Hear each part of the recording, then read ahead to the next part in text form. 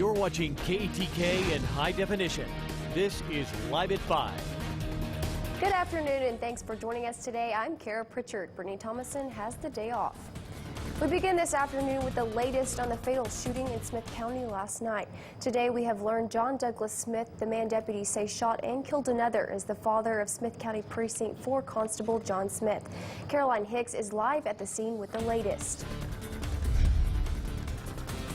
That's right, Kara. Around 3 p.m. Friday afternoon, Smith County officials were called here to the Sunset Valley Mobile Park home. When they arrived, they found 47-year-old Francisco Douglas had been shot and killed. Douglas reportedly lived on the property. According to his widow, he was trying to speak with Mr. Smith, who is the caretaker of the park. The two then began arguing over an eviction notice. Douglas's widow says Smith then pulled out a shotgun and threatened to shoot him if he didn't leave. She says just 2 seconds after the warning, Smith shot and killed her husband. After he shot my man laid there on the ground, dying, and he just sits there on the porch and drinks a beer.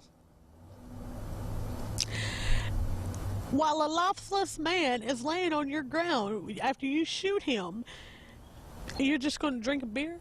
That shows how much you cared. That shows how much you don't have no feelings, man. Douglas's brother was also at the scene when Smith reportedly opened fire. He says after shooting Douglas, Smith then threatened to shoot him. According to him, tenants of the park have complained to the owner about the way Smith treats them. However, they say nothing has been done.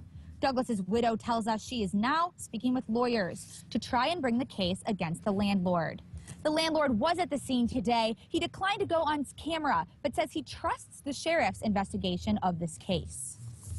Meanwhile, Precinct 4 Constable John Smith released this statement regarding the shooting involving his father. He says, quote, "We are praying for everyone affected by this. It's a tough and sad day for our family, but it's also a tough day for the other family involved." Now, we'll continue to follow this story, and we'll keep you updated on our website, myeasttex.com. Reporting live in Smith County, Caroline Hicks, KETK News. Thanks, Caroline. The manhunt for the Texas teen infamous for his affluenza defense after a drunk driving arrest is growing. Federal authorities are offering a reward for information leading to Ethan Couch's arrest. Couch was sentenced to 10 years probation for driving drunk and causing a wreck which killed 4 people. He was sentenced to 10 years probation. Authorities now believe he is on the run with his mother. This after a video surfaced online showing him at a party with alcohol. I think that was the trigger, what forced them to run. I think they ran because that video was released in the fear that he would now finally be locked up. I think everybody, to a certain extent, is sickened by this whole situation. They're not surprised, and they're just really sad. The sheriff says Couch's father is talking to investigators, but so far no sign of his son or his wife. If he's caught, Couch could face up to 10 years in prison. One person is dead following an explosive fuel truck fire in Hurst, Texas early today. A gasoline tanker crashed and burst into flames near Fort Worth, killing the driver. The blast sent burning fuel running down both sides of the freeway. The fuel truck was the only vehicle involved in the deadly crash. Northbound lanes on the freeway were temporarily shut down. No word on what caused the accident.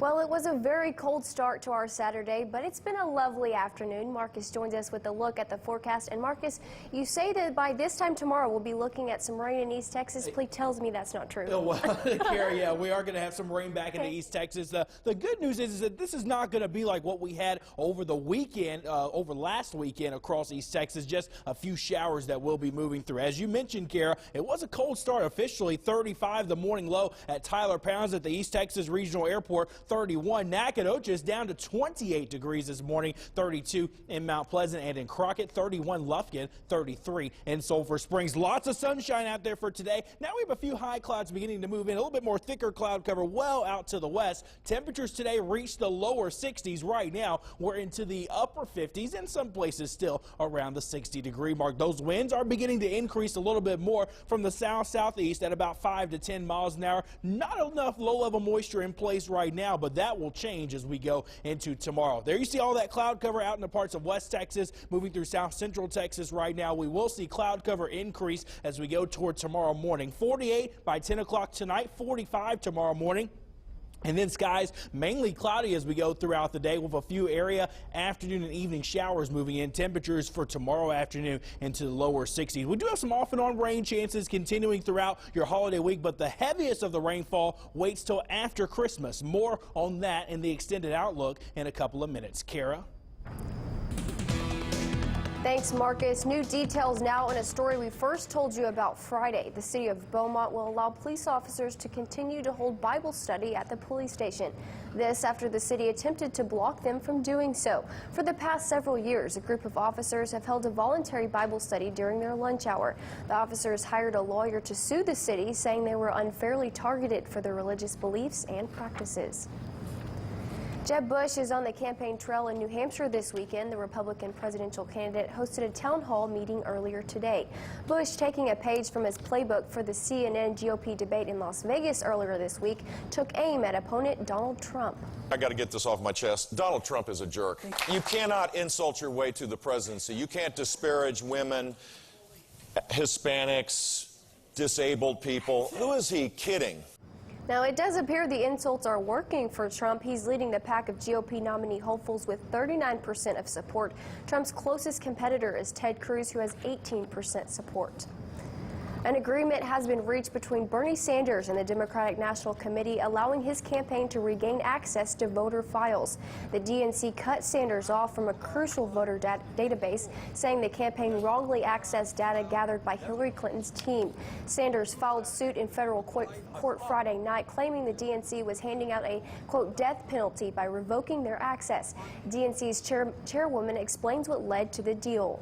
They finally gave us the information that we've been asking for so we could begin to assess the depth of the breach where their staff looked at inappropriately and were unauthorized material that was the proprietary information of the Clinton campaign.